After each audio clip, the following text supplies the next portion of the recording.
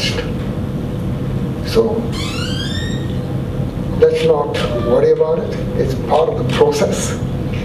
And how we tackle it, the attitude we have to tackle it is, to me, a very important thing. So you were a part of, you started off your career with the textile unit, and then you moved on into the fertilizer sector, which were all industries. And when you got your chance, for reasons that you mentioned, to start all over again, you chose to do so in a services sector. You rather than, you created Descon, which was destined to be a services organization. So what prompted that decision from a manufacturing base to now be a services segment? Because one of the advantages of service sector is you can get moving in the service sector fairly quickly without much capital. Service doesn't require capital at the front end, whereas manufacturing requires capital at the front end. And all the things that I learned about engineering while at Dow Hercules, a lot of the things which I didn't mention is when I used to ask it, why was this plant erected by an American company?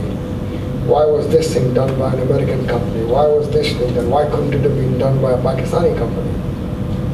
And so you realize that there's a whole field of service that can be done by Pakistanis.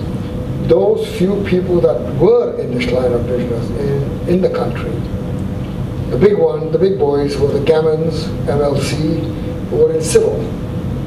There was nobody in the mechanical field. Few, very small. So you saw that here was an opportunity. You saw a niche market and moved into it. So, what has been your biggest achievement in this career of yours? What achievement gives you the true player that you can look back and say, well, this is the moment which defines my career? Well, if there's any achievement, and I haven't achieved it, and I hope I do before my number comes up, is to convert the company into an institution built to last. It's interesting that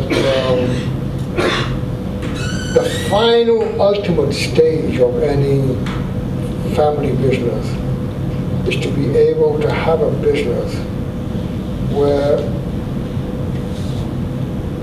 next generation or the generation after that, I mean, how do I know that my grandchildren will be excellent businessmen?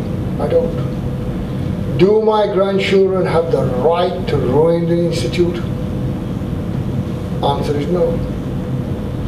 My grandchildren have the right to ownership, but they don't have the right to be in a management. Because if they are in management, they may, I'm not saying they will, I don't know. So the question comes to, the real essence is that you build an institution where best professionals capable of running a large complex organization do so. Your third generation, fourth generation may not have that capability.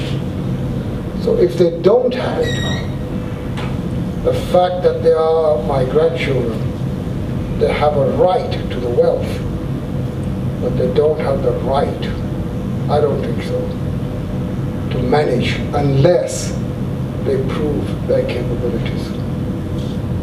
So that's my biggest. If I achieve that, if I can set that in line, and if it happens and my grandchildren, great-grandchildren do it, I will be smiling in my grave. Well, you have your family, or most of your family here, Yes. right there. I see most of them sitting there.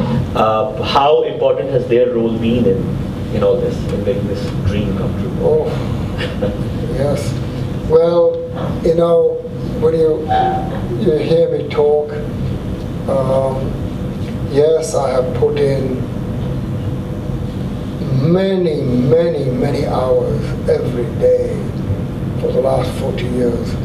And I have to say here, thanks to my great wife, she has been patiently waiting through all this period and has allowed me to spend these many, many hours in business. My children, I'm happy, they've been very well qualified. They're now moving up the organization. They are not the top dogs in the company. When they were not when they came. They were in lower management, middle management. Now they've moved up, and that's the way it is. My son does not report to me. He reports to somebody else. I'm not his boss, and when he wants to go and leave, he gets permission from somebody else. He doesn't get permission from me. I believe there may be a sound. Can you also pass this mic on here? Because I'm not too sure how well the mics are working. Can everybody hear at the back? Clear? We can use whatever you're comfortable with, sir. Okay. We can use this.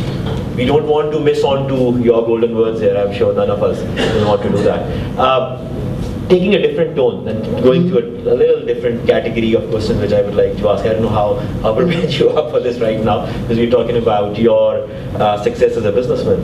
You have also had your dabs with the government, with the government and the public sector. How enjoyable was that part of your life, and what was your biggest frustrations? It was enjoyable in the sense that it gave you an opportunity to completely switch off from your own company. Pakistan may people go into business, go into government, but do not really leave their business, and they spend time on their business. I can categorically assure you that those 3 years, I never even thought of that one. It was gone. It was a professionally run company, handed over, and I never looked at it at all. I never went to the office. It was an opportunity to focus completely in trying to do things for the betterment of our people. It was enjoyable. I got a few, there were things that were done. The frustration is that in your own company you have a certain command. It's a smaller canvas. The government is a much, much larger canvas. And the frustration is that you're not in command. You're only in command of a small piece.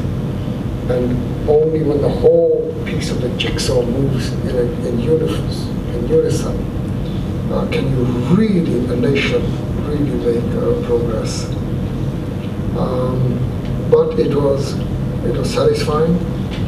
I played my innings as as honestly and as fairly as I could, with all intentions. And there were, I do feel, runs were put on the board, many things that I knew were wrong, I could correct, and I did correct. Simple example, you knew the games that Pakistani businessmen would play in duty structures. So I said, okay, I'll handle it myself. And I did the whole duty structure myself, custom duties. And I asked Dr. Manzoor, who was the member customs, I said, Dr. Saab, I trust you, you're honest, but I don't trust the people under you. Then they're corrupt and they'll take money and change the duty structure. I said, Dr. Saab, will you please hand over the full